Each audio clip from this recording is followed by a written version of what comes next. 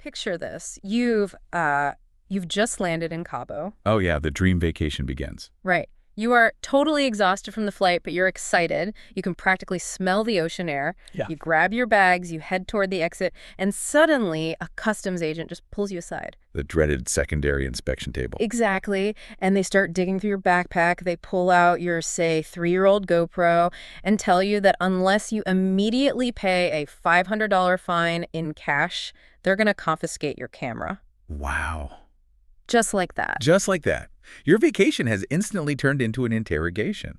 Welcome to this deep dive, by the way. Today we are looking into exactly how this happened. Because it completely derails the experience, right? I mean, it transforms this moment of anticipation into one of intense vulnerability. Yeah. And while it feels incredibly isolating in that moment, the data tells a completely different story. Which is exactly why I was poring over this stack of sources. We've got traveler reports from late 2025 and early 2026, some legal guides, all focusing on the San Jose del Cabo International Airport, SJD. Yeah, the volume of these reports is, well, it's staggering. It really is. I mean, it is so easy to think you just had terrible luck, you know? Like you just caught a grumpy official on the wrong day. Sure, that's what they want you to think. Right. But the deeper you look at the port of entry data, the more it becomes obvious that this is a highly systemic trap. It's a pattern. A huge pattern. So our mission today is to pull apart the mechanics of this trap. So you, listening right now, have the exact playbook to identify, navigate, and neutralize these predatory evaluations before they even start. I love that. Because the trap relies entirely on your ignorance of the baseline rules. Right. The agents operating this way are betting that you just want to get to your resort. We're tired, you just want a margarita. Exactly.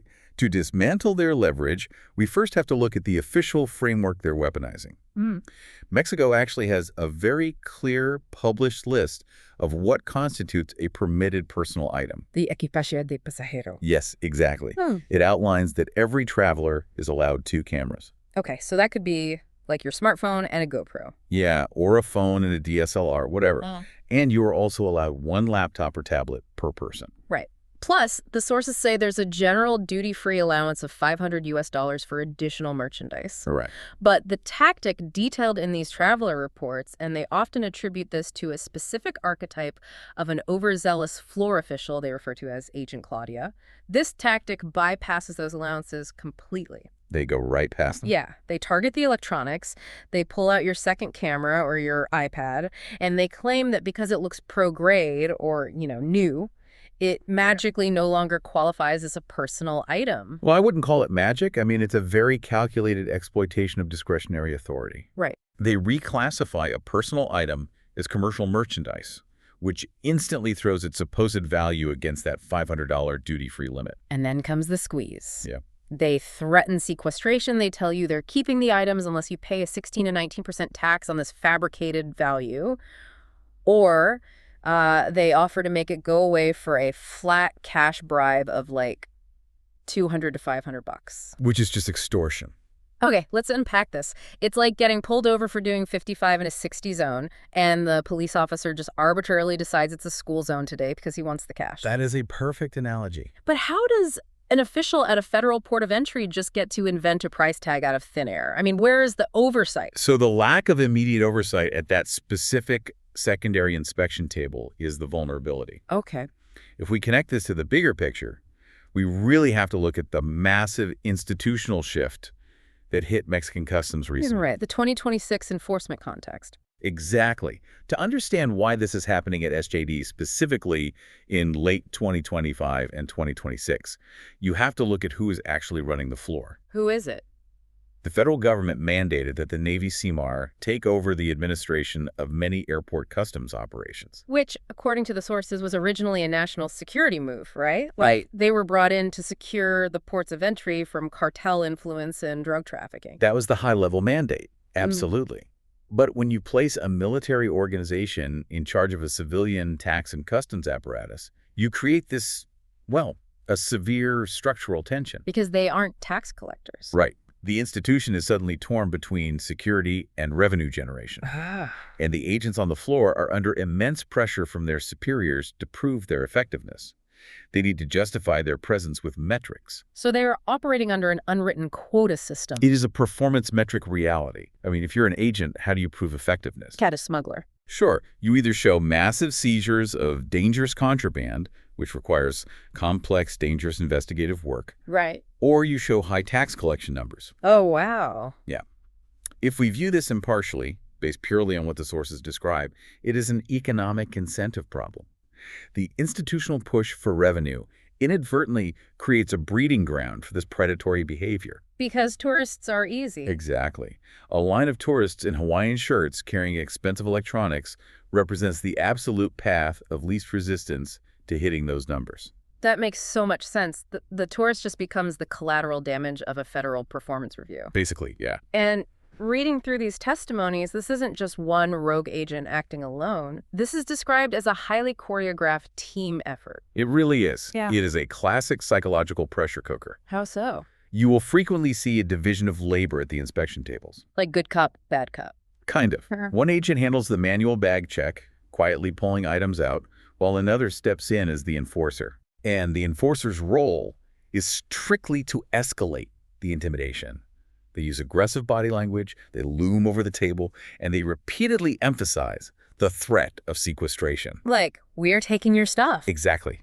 They are artificially compressing the timeline, trying to short-circuit your critical thinking so you don't realize you have option. They want you panicked. And they want that $200 to $500 in hand before your airport shuttle leaves without you. They bet on the fact that you won't risk missing your ride.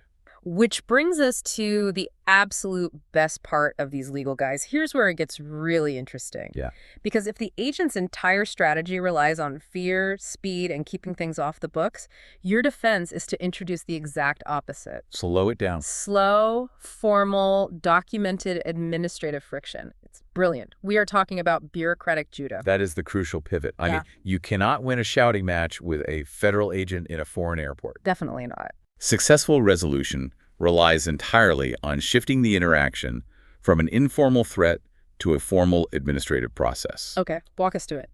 The moment you require them to generate official paperwork, the incentive structure flips, and the extortion attempt usually just collapses. Let's look at the receipt trap, because this one is so simple but so effective in these reports. It's a favorite.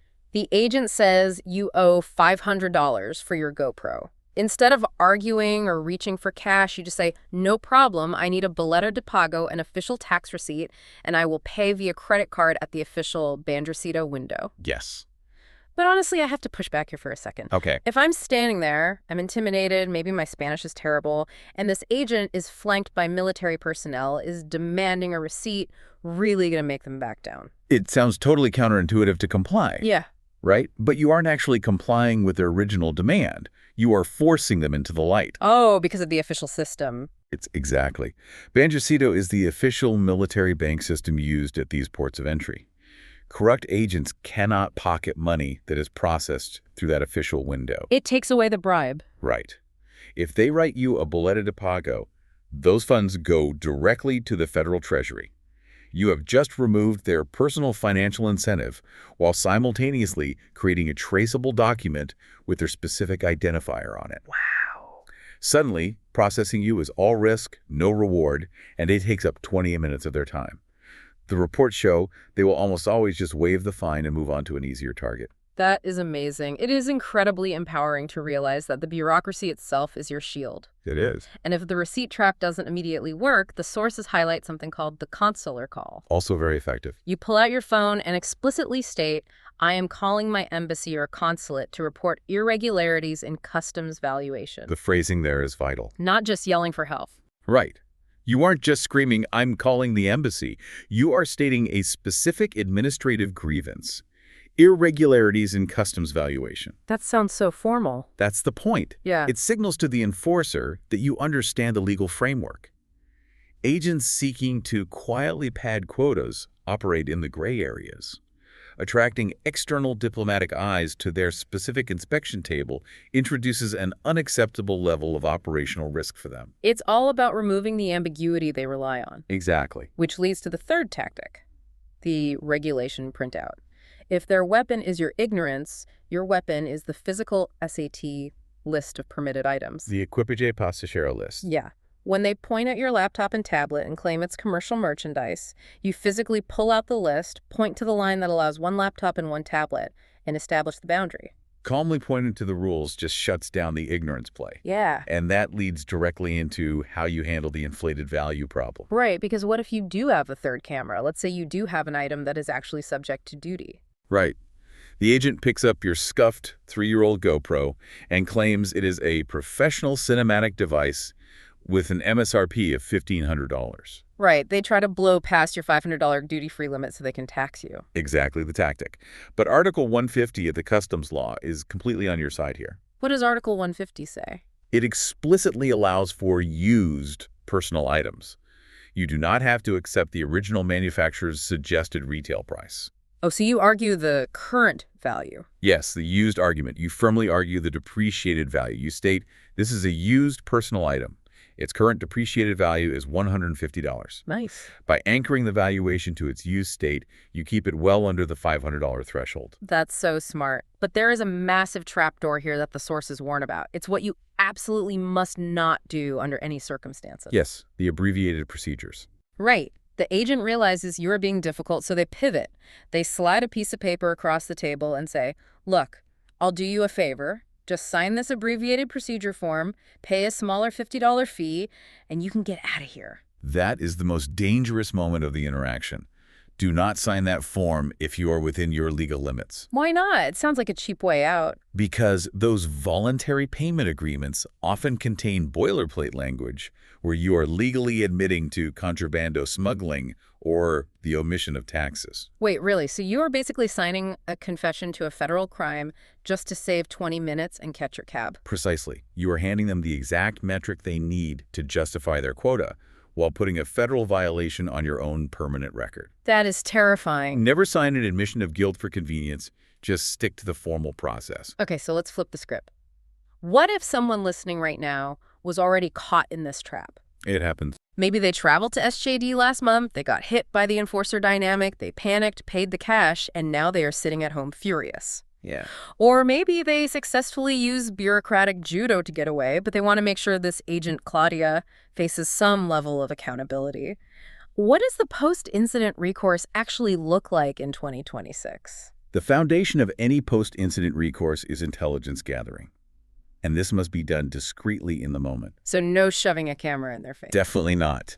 You do not want to escalate the situation by aggressively filming them. You note the exact time, the date, their physical description, and crucially, the specific table number you are at. But the traveler reports mention these agents often wear generic name tags or just use pseudonyms like Claudia. Does a fake name ruin the report? Not at all. A port of entry is a highly scheduled, heavily monitored federal environment. Ah, the shift logs. Exactly. If you file a report stating that a female agent using the name tag Claudia at Secondary Inspection Table 4 on Tuesday at 2:15 p.m. engaged in predatory evaluation, the shift staffing logs will identify exactly who was assigned to that station. They cannot hide from their own administrative rosters. They really can't. Okay, so you have the intel, but reading through the legal guides, the reporting process looks like a nightmare of government acronyms. You've got A&M, SFP, OIC, Profego. It is an alphabet soup. It feels like it's designed to make you give up. Right. Why are there so many, and who do you actually contact? It seems redundant, but each agency serves a highly specific oversight function.